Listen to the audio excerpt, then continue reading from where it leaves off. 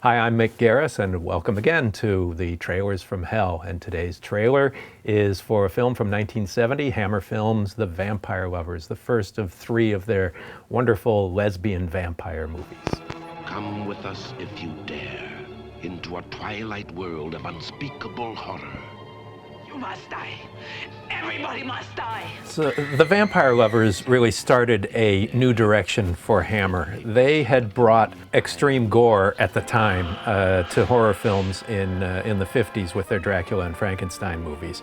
And this was 1970, and they decided to bring sexuality into it as well. Before that, they were all marketed to children mostly, but this was kind of a change in plan for them. So what could be a better combination than the breasts of Ingrid Pitt and the blood of the vampire? So this was the first of three, obviously a very successful direction that Hammer took because they combined sex and horror a lot over the years to come.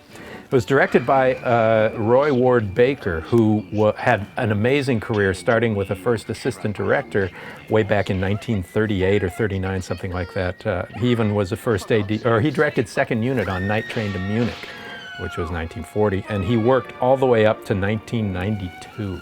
So you start working in 1938 and end up in 92. That's a great career.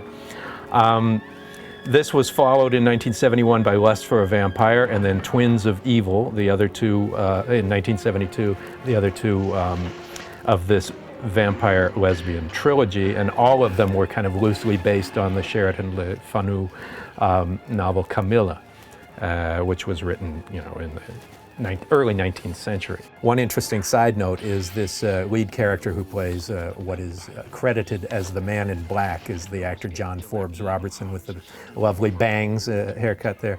His role was originally offered to Christopher Lee, who had the good taste to turn it down. And some years later, when Christopher Lee was offered the lead vampire role in Legend of the Seven Golden Vampires, he turned that down, and they ended up with John Forbes Robertson in that role as well. So maybe John Forbes Robertson had a career because Christopher Lee had a modicum of taste. I'm not so sure.